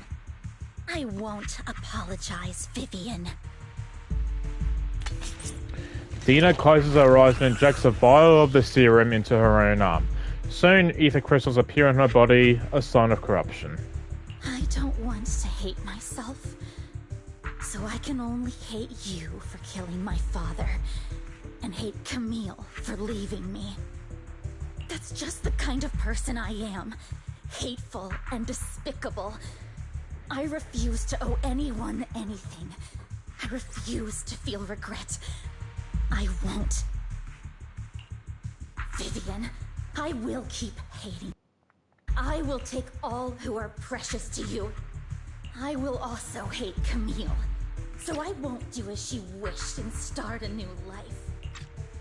Vivian, if you had never existed,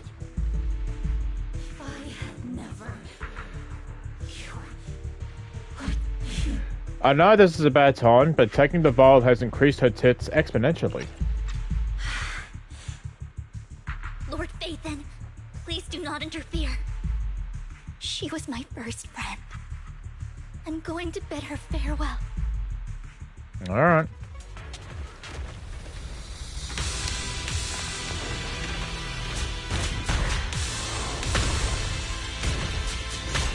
Oh, I thought you had the, red head. Did you not?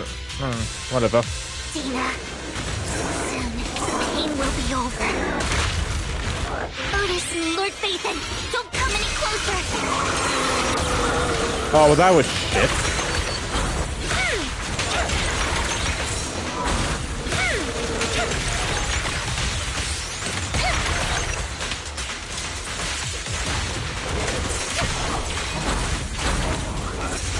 Whoa, man.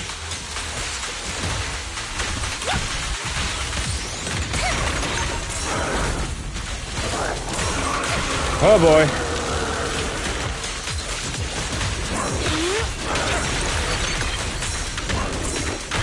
Fuck.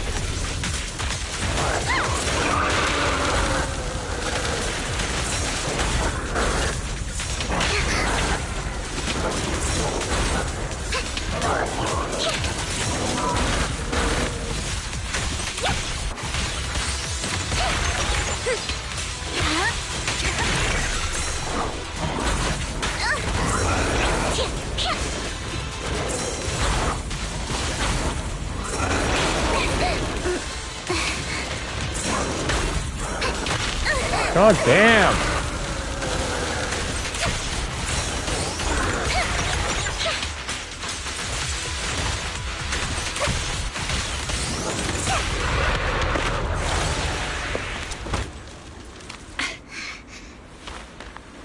Why were you standing there, Belle? Behind you! Belle, move!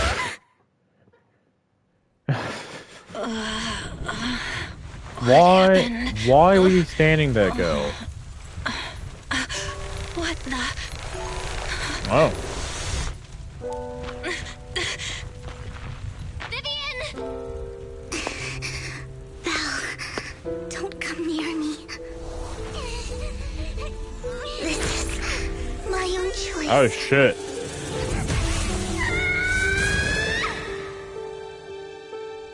I will change the fate I saw. Vivian! I just want you to remember me when I looked my best. Vivian! Vivian, your body. I'm sorry you had to see me like this, but I don't want to be the one that only brings misfortune anymore. No, please. No. It's so warm, and the night is beautiful.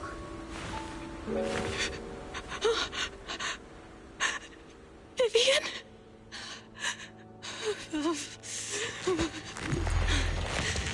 Oh, shit. No. It can't end like this.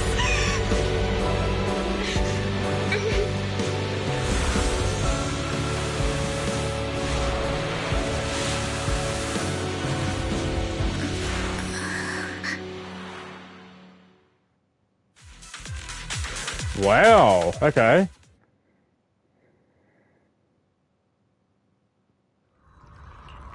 It feels as if you had a long dream where you saw your teacher again with a familiar smile, but soon the environment and your teacher both dissolve in the water, like behind a misty curtain, blurring and then vanishing.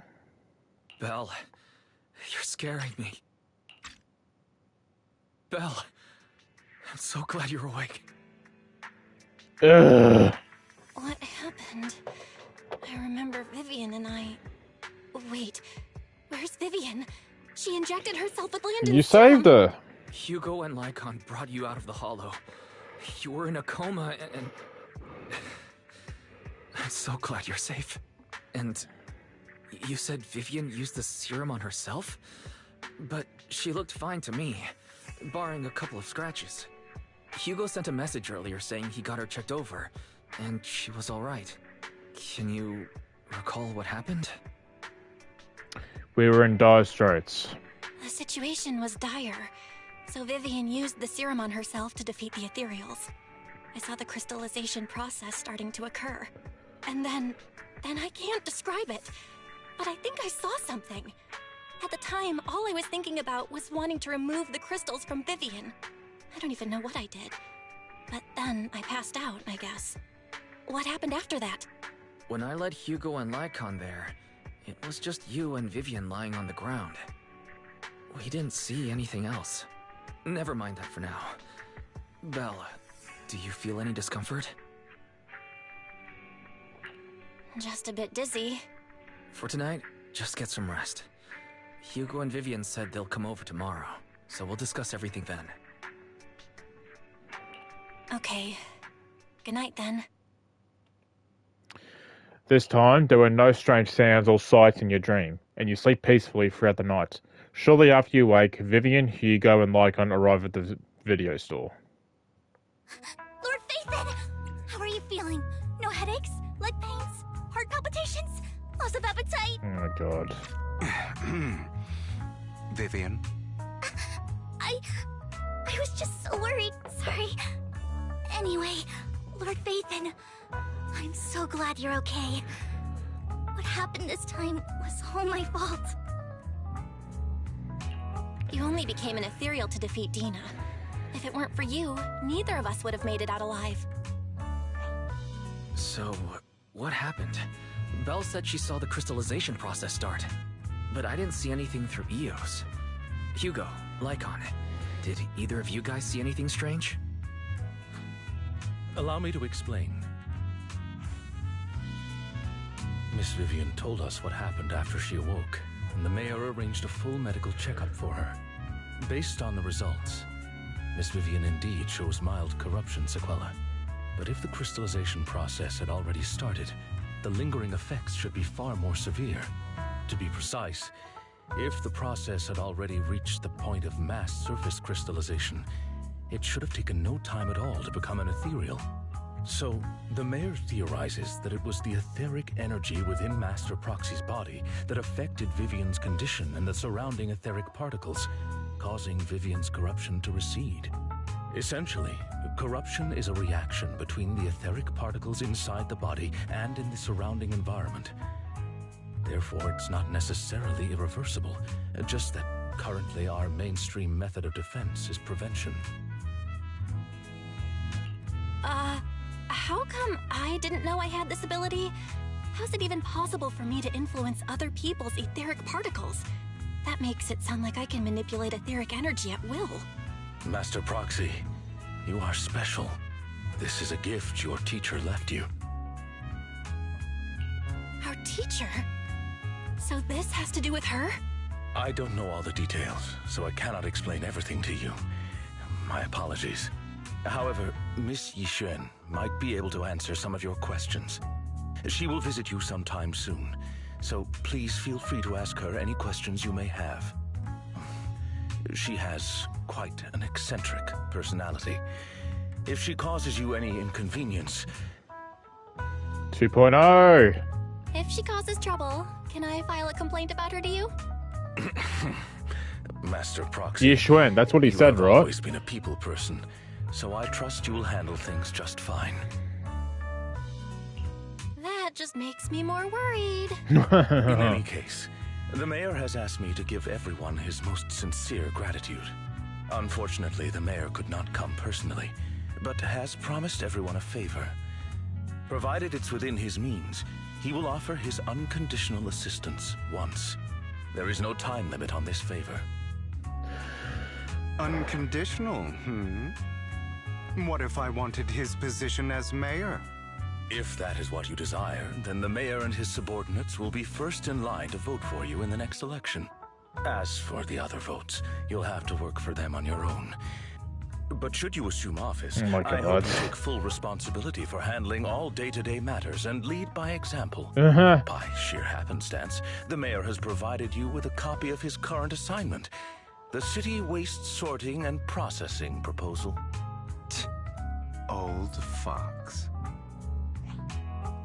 Well, can I request Lord Phaethan's... The mayor imagined, you might ask. I have prepared all the necessary documents, and the ceremony expenses will be covered by the mayor as a gift. As long as Master Proxy agrees, we can sign and process the documents immediately. But this matter requires mutual consent, and cannot involve coercion, confinement, or one party's lack of consciousness. Stop! I would never do that to Lord Phaethan! Yes, you would. Probably.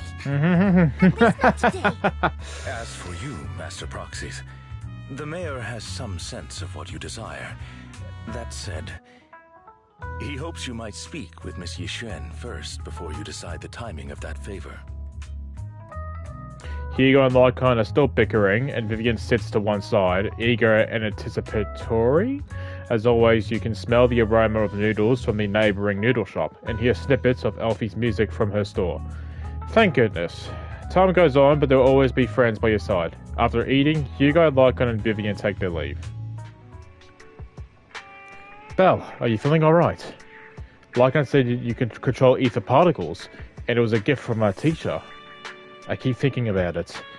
And that Miss Yixuan, we should investigate her. But let's not talk about that right now. Let's wait for update 2.0. You really just started to feel better. You should get some rest. I'll be there with you, whatever happens in the future.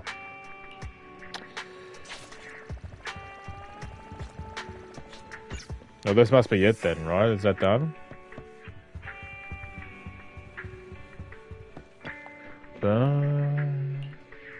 If this is a gift our teachers left for us, then doesn't that prove that her research was focused on mitigating the damage hollows have on humanity?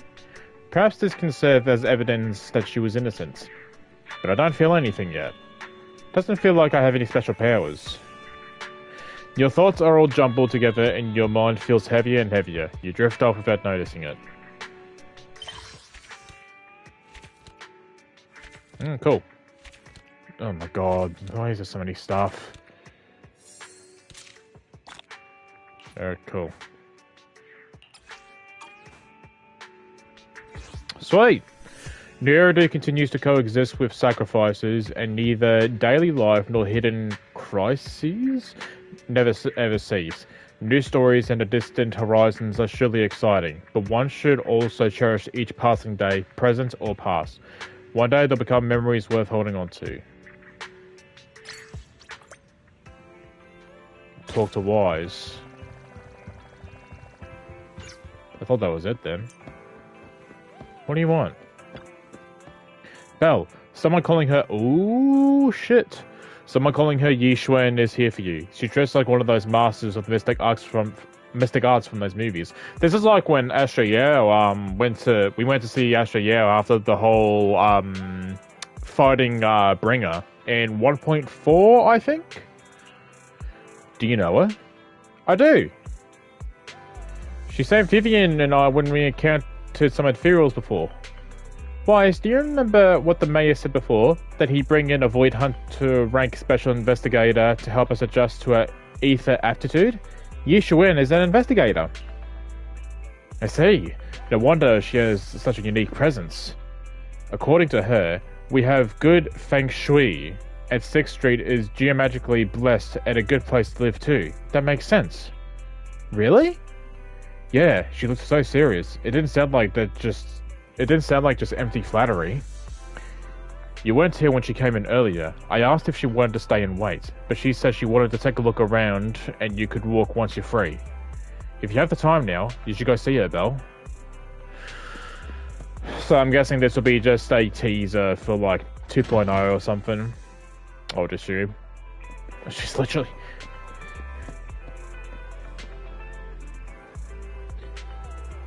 What is that on her... Who's this little buddy? Also, I am getting a nice view, I know, but... Who's that little buddy on her shoulder? Also, she does look like a, She does look like a adult version of, Ambi's 5-star look. I did not expect that such a spiritual entity would exist here. It appears this street is a geomantic gem. This is how! A spiritual entity? His name is Howl. And I guess you could say he's a neighbor of mine. Is there something special about him? No, I was simply a bit surprised. It's rare to find such an intelligent individual of this breed. Even huskies can be really smart. Howl is proof. You're right. Yet, being overly intelligent comes at a price. It must stay here for prolonged periods of time, parted from its owner and unable to move about freely. Both a blessing and a curse. However, it seems quite happy. We've strayed a bit off topic. Since you're back, let's discuss our partnership. Yishuan gently pets Hal's head, stuffs a few dennies into his money pouch, and then you return to the video store. Nice job. Good air circulation, excellent layout. Very suitable for a business. Your bamboo here are also very energetic.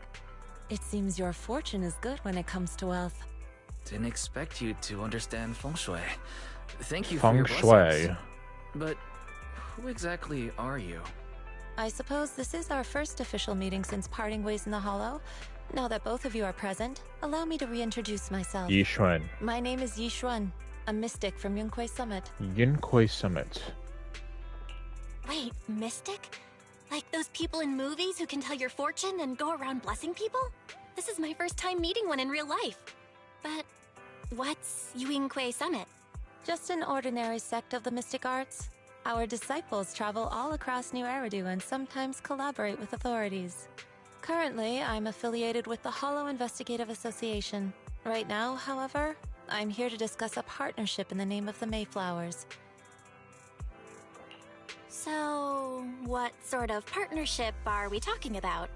I have reviewed the documents provided by the Mayflowers. You previously underwent an implant surgery. After recent adjustments, abnormalities occurred.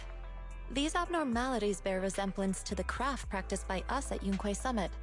If you are willing, I can teach you how to better control your abilities. Yeah, I don't mind that. Control my abilities. It sounds great, but there's no such thing as a free lunch. Since you're willing to teach us your craft, Shifu, you must want something in return, right? That's right.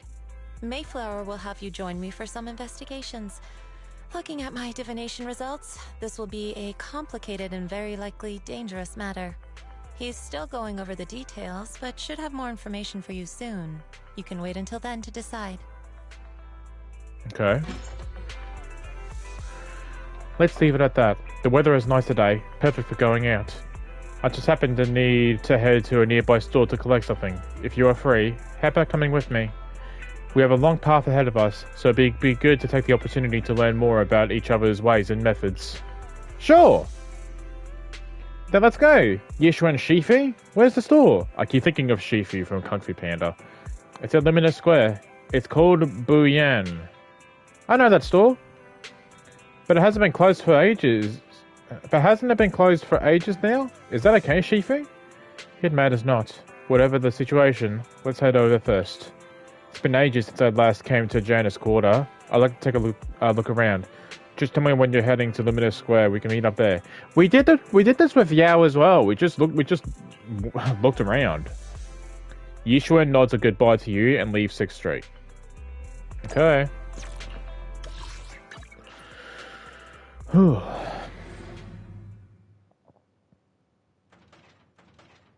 The hell am I hearing? Okay. Oh shit, you're surrounded. Do you need help? Please help me check my fortune. Oh my god. Here's my palm.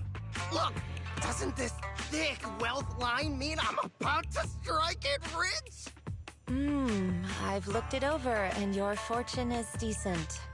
Huh? You barely looked at it. She's bullshitting. You have good fortune. What? You don't believe me? I do. Thank you so much. Next, it's my turn. Hey, wait, hey, quit cutting in line. Oh my god, man. So, this is where you were. Who are all these people? You're here, Belle? I decided to take a break. I didn't expect so many people to come seeking my divination services. Don't worry, I need no more than a simple spell to solve this matter. Facing the crowd, Yishuan remains calm and composed and says, Fortune-telling services is 10,000 dennies per session. Whew. In an instant, the people standing in line all flee in fear, scattering in all directions.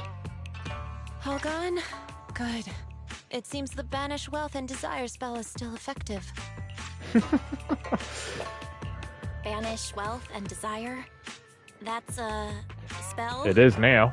This isn't the kind of craft you said you were going to teach us, is it? Our video store has a business license, and we'd get complaints if we charged unfair rates. Of course not. This is just a trick to deal with trouble. I'll take my time showing you the true craft of Yunkwai Summit. For now, let's find that shop. Nana, nana. N-on, in. I am no mortal, just a normal mystic. However, it appears you're in quite a pickle. Anna, Annan? An nen nuin. And na en un. Oh shit, I should have read that. En on en ne. Nay na en na ni. En ni na en na. So you wish to use the mystic arts as a cover to convince it to get repairs. It shouldn't be too difficult. Belle, do you know any place nearby that does repairs? Maybe check it over first. If there's no major hardware issues, I can do some debugging and adjustments. Very well. And nay. En ni en un. Okay. Well, what's happening here now? En nana, en ni na ni. En ani?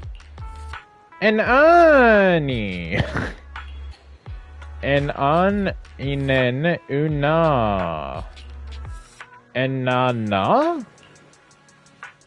Yes, however, in order to walk the path of mystic, you must have an innate talent for it. Please allow your senior sister on the path of mysticism to check you over. En an na ni na ne. En nu na ne un nahen. Check its parts. Calm down now, let me check your parts first. En na ne. You carefully check Bang Boo CC's parts. Its network module is a little bashed up, but the damage is minor. You fix it.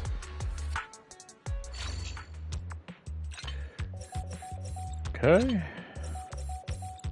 Hang on.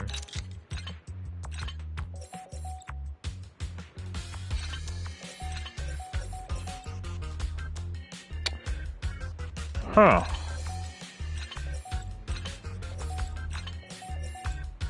Oh, wow. There we go. Great. Oh, repaired. How do you feel? Oh, fucking hell. And then, no. And nah. And I knew. And knew nay. Congrats, you're now connected to the internet. And then, no. It's a bit too early for that. You have natural talent, but you must hone your state of mind. Once you've matured a little more, you may come to seek a mentorship. I do not know much of Bang Boo affairs, but I can teach you an incantation, the spell of calming. When you feel agitated and wish to fight those other than Bang Boo, you can recite this incantation under your breath. Their brains are made of defective parts. Thus you can avoid conflict and disaster. And an, nen, ne. The Bang Boo contemplates this for a while, its gaze growing brighter. And an, and na. And na, nena. You're welcome. Though one thing should not get into fights if possible. If you must, be sure to win the fight. Understand? Nena! And na. Since you're right now, it is time for us to take our leave, Belle. Let's head to that store. and Shifu. The store is right up ahead. Yes, this is the this is the one. Seems like it's closed. Seems it's closed. Another wasted trip. Not necessarily. 1 second, please. Yishuan walks up to the door, gently knocks 3 times in rhythm, and then slips a note through the door. A moment later, someone coughs and cracks open the door, passing something to Yishuan. Huh? Is there someone inside? Relax. The boss prefers to do business with people they know. They like their peace and quiet, so they rarely open for customers. I'm an old acquaintance and just wanted to retrieve something. What a strange private business. Shifu, what exactly are you retrieving? Just some things needed for our future investigations. You'll know in time. Next update. Really? Shifu? I feel like you're always so mysterious. Rest assured, I'm not hiding anything from you. It's simply because the correct time has not yet arrived, so there is no need to rush. Since we've already obtained what we came for, let's part ways here. There will be plenty of time in the future. We will certainly meet again. Oh, that's it. Is it? No, talk to Wise. Well, it's pretty much done now, isn't it? Belle, you're back. Did everything go well? It went well. It's just that Yishuan Shifu deals with things in a rather unique way. Maybe that's just how a mystic does things. I see. Belle, do you think that Yishuan Shifu claimed is real? Learning mystic arts and whatnot? It sounds like it came straight out of a movie.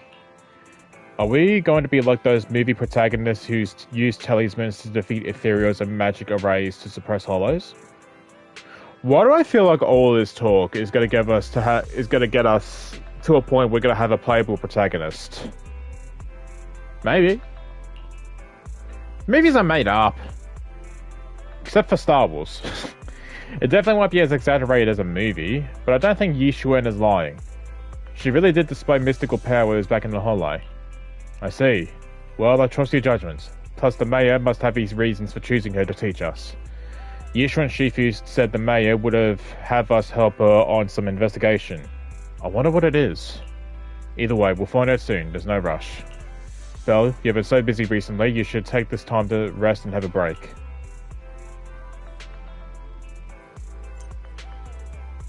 Yep, it's all done. Alright. Cool.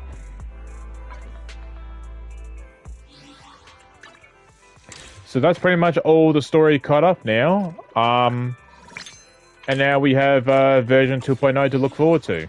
Which is like, what?